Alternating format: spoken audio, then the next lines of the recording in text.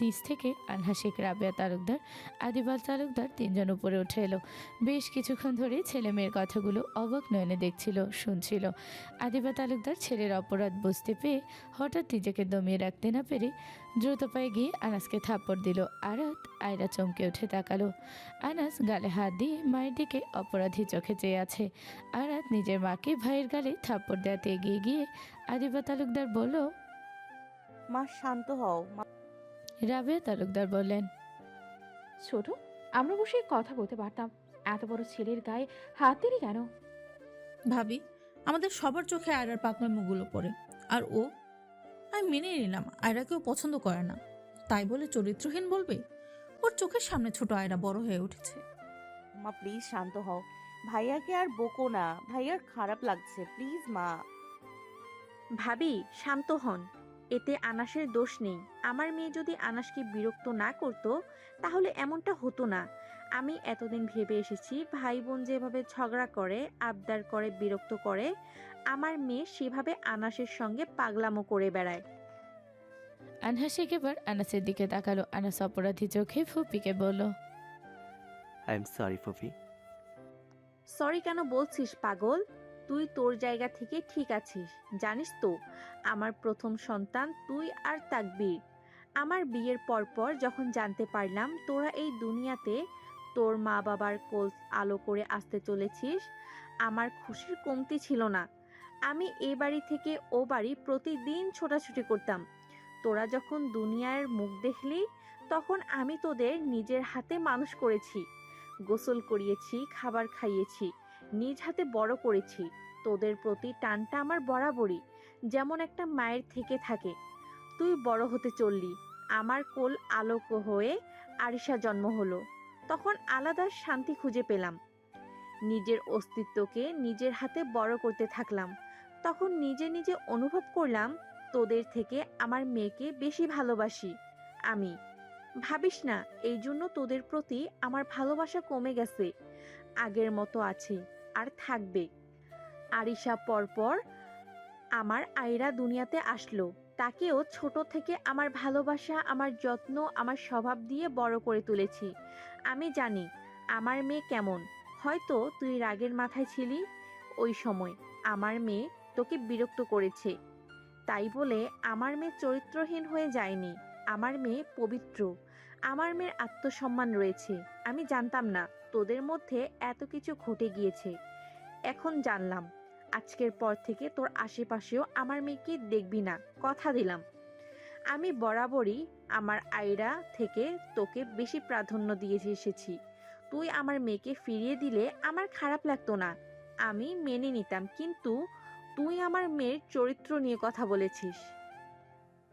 আনহাসিক মেয়ের হাত ধরে বাড়ি যাওয়ার উদ্দেশ্যে নিচে নামতে নামতে বলল, ভাবি কালকে আরিশার শ্বশুর বাড়িতে যাওয়ার জন্য রেডি থাকিয়েন, ভাইদের রেডি থাকতে বলিয়েন।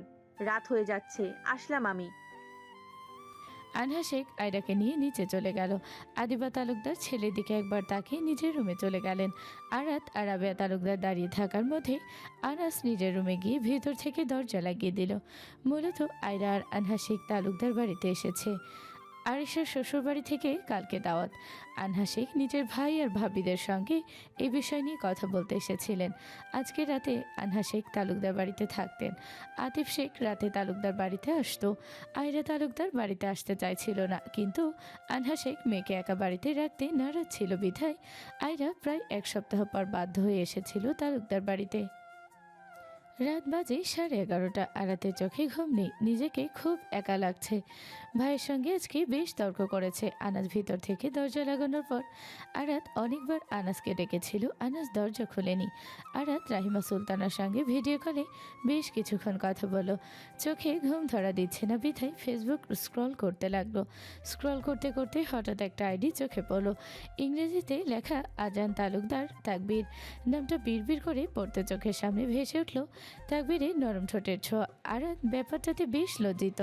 লজ্জিত হয়ে তাকবীরের থেকে দূরে থাকতে চেয়েছিল, কিন্তু সেদিন আর তাকবীরকে চোখে পড়েনি। কথায় কথায় রাবেয়া তালুকদারের মুখে শুনেছিল তাকবীর দেশে নেই। কথাটা আরাতের জন্য সুখবর ছিল। তাকবীরের সামনে আর পড়তে হবে না, আর লুকিয়ে থাকতে হবে না। সেদিনের দৃশ্যটা স্মৃতিচারণ হতে আরাত নিজের মনকে সান্ত্বনা দিতে ভাবল। প্রায় সপ্তাহ পার হতে চলল, তাকবীর দেশে নেই। এতদিনে ব্যাপারটা ভুলে গেছে। কথাগুলো ভেবে পুনরায় আরাত অবিশ্বাস্য হয়ে কিছুক্ষণ তাকিয়ে দেখলো আইডির নামটা। প্রোফাইলে পিকে তাকবীরের পিকটা এমন। তাকবীর ব্ল্যাক হুডি পরিহিত, মাথায় ব্ল্যাক ক্যাপ, গাড়ির ড্রাইভিং সিটে বসা, স্টিয়ারিংয়ের উপর এক হাত আরেক হাত দিয়ে কানে ফোন গোজা। হয়তো পিক ওঠানোর সময় কারোর সঙ্গে কথা বলছিল। কথা বলার মধ্যে হঠাৎ কেউ তাকবীরকে পিছু ডেকেছে। তাকবীর ভ্রুকুচকে পিছু ঘুরতে পিকটা উঠানো হয়েছে। আরাত পিকটা অবাক চোখে দেখছে। আরাতের জানা মতে তাকবীর কখনো পিক ওঠায় না। প্রোফাইল পিকটা দেখে বোঝা যাচ্ছে কেউ ইচ্ছে করে হঠাৎ তাকবীরের পিক উঠিয়েছে। তার থেকে বড় কথা, তাকবীরের ফেসবুক আছে। আরাত পুরো প্রোফাইল ঘুরে শুধু দুটো ক্যাপশন ছাড়া আর কিছু খুঁজে পেল না। একটা ক্যাপশনে লেখা, উপরওয়ালা আমাকে আরো ধৈর্যশীল করুক, আমি আরো নীরব হতে চাই। আরাত মনে মনে ক্যাপশনটা পড়ে ব্যঙ্গ করে বলে উঠল, আমি আরো নীরব হতে চাই। সারাদিন মুখ দিয়ে গুনে গুনে দুটো কথা বের করে না, আরো নীরব হতে চাই। হয়তো বোবারের জায়গায় মিস্টেক করে নীরব লিখে ফেলছে। আরাত একা একা বিড়বিড় করে হেসে উঠল। পুনরায় আরেকটা ক্যাপশন পড়তে লাগলো।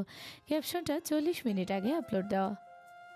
তোমাকে ভালোবাসতে ভালো লাগে, তোমাকে না পেয়েও ভালোবাসতে ভালো লাগে। আরাত ক্যাপশনটা একবার পড়ার পর অবিশ্বাস্য হয়ে শোয়া থেকে বিছানায় বসে পড়ল। হাত দিয়ে চোখ কষলে বারবার পড়তে লাগলো। না, ভুল দেখছে না। আরাতের মন উৎফুল্লতায় ভরে উঠল। কাকে দেখানো যায়? এত রাতে কেউ জেগে নেই। কারো সঙ্গে শেয়ার করতে না পারলে আজকে আর চোখে ঘুম ধরা দিবে না। আরাত বিছানায় উঠে এলোপাথারি নাচতে নাচতে উচ্চস্বরে বলে উঠল, বীর ভাইয়া প্রেমে পড়েছে, আমাদের গম্ভীর ভাইয়া ভালোবাসে, কিন্তু কাকে? কে সে মেয়ে? হঠাৎ কথাটা মাথাতে আসতেই আরাত নাচানাচি বন্ধ করে চিন্তিত মুখে বিছানায় ধপাস করে বসে পড়ল। কিছুক্ষণ ভেবে মুখে হাসি ফুটে উঠল। হানিয়া আপু? তার মানে হানিয়া আপুকে বীর ভাইয়া লাইক করে? রশনির বাচ্চা, তোর ওপর রাগ করে আমি তোর সঙ্গে কথাগুলো শেয়ার পর্যন্ত করতে পারছি না। আমার মনের অস্থিরতার দায়ভার সব তোর। শেখ বাড়ি। আনহা শেখ খাবার টেবিলে সকালে নাস্তা রেডি করছেন।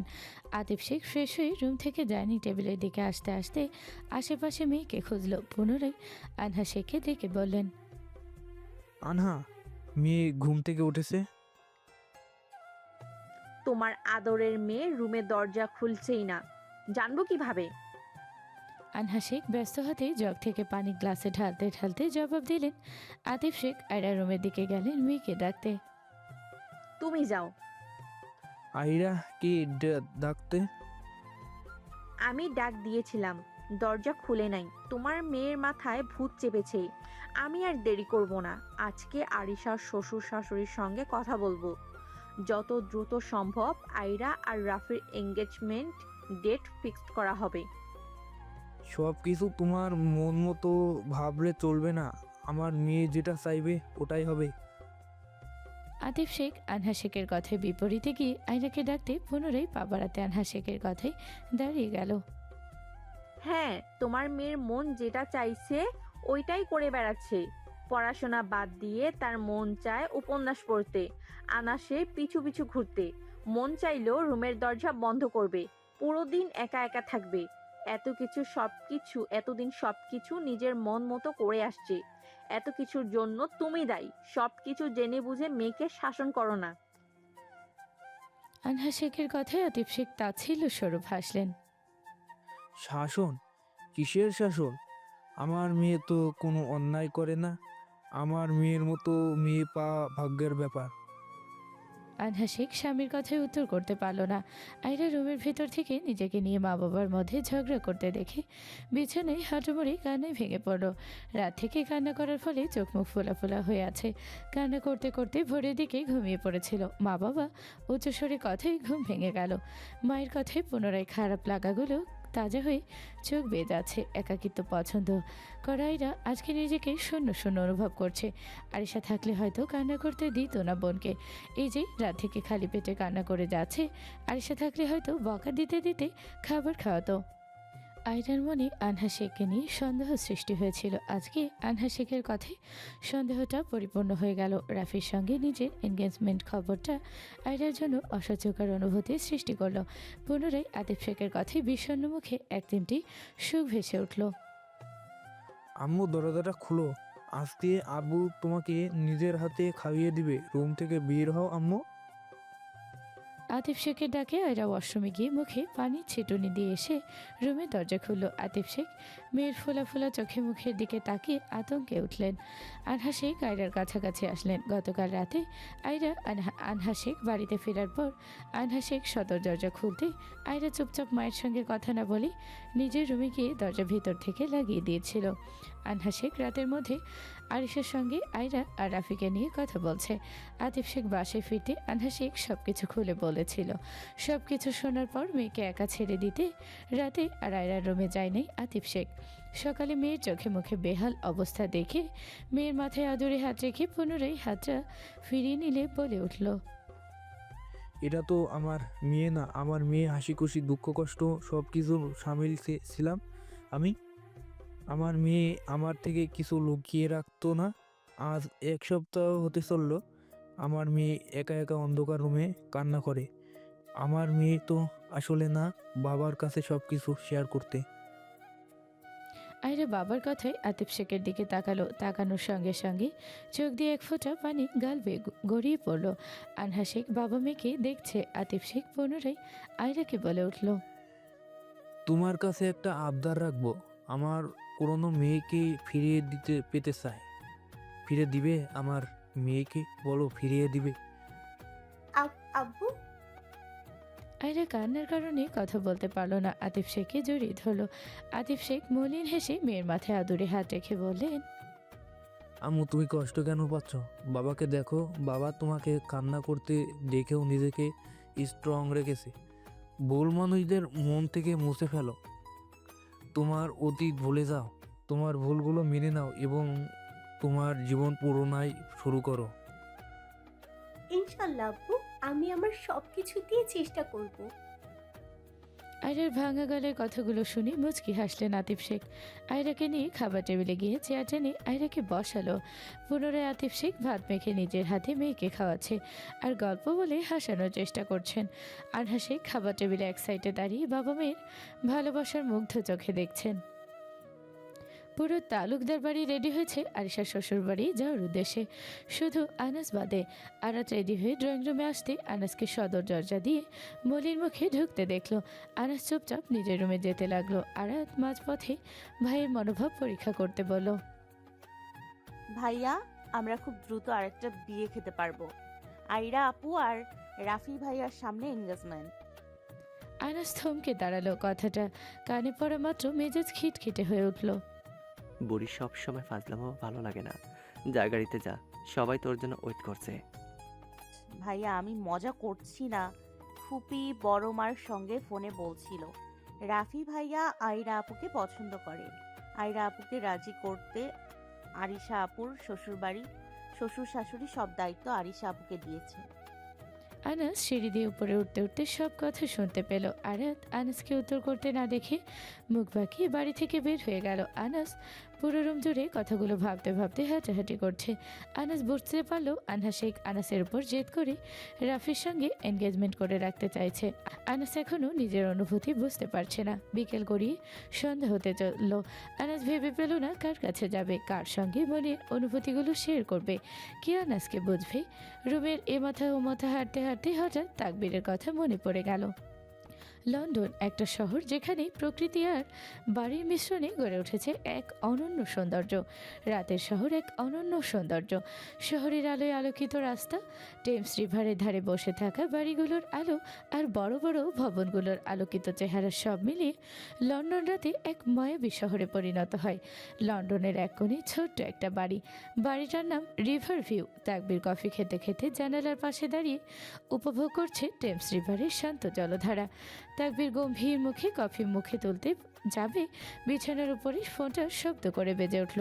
তাকবীর জানালা থেকে চোখ সরিয়ে ধীর পায়ে রুমে এসে ফোনটা হাতে তুলল। ফোনের স্ক্রিনে আনাসের নামটা ঝলঝল করে ভাসছে। তাকবীর ফোনটা রিসিভ করতে ফোনের ওপাশ থেকে আনাসের অস্থিরতা কণ্ঠ শোনা গেল। ভাইয়া হেল্প মি, আমি আমার অনুভূতি বোঝাতে অক্ষম। এর মধ্যে ফুফি আয়রার এঙ্গেজমেন্টের ডেট ফিক্সড করাতে চাইছে। তুমি ফুফিকে বোঝাও, আমাকে সময় দিতে বলো ভাইয়া। Cool down Anas, tell me everything. ভাইয়া কেন আমি শান্তি পাচ্ছি না, কেন আমার বুকের ভেতরে হাহাকার করছে। ইরা পরিবর্তন দেখে আমি অবাক হয়েছি ভাইয়া।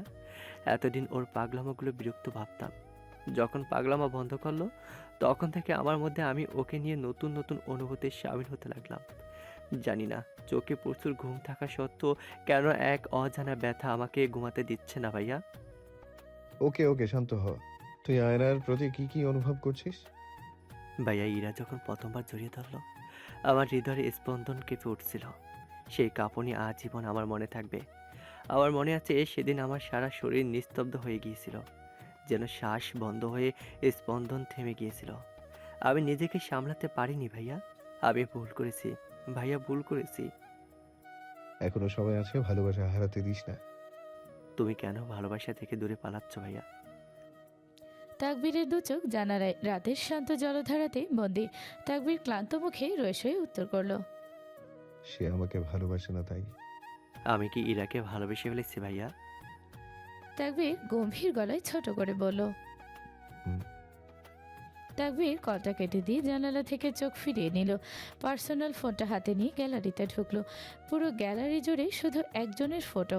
আরাত সাদা লেহেঙ্গা পরিহিত, লেহেঙ্গার আঁচল মাথায় দিয়ে স্টেজে হাসি মুখে বসা। তাকবীর ফটোটা জুম করে দেখতে লাগলো।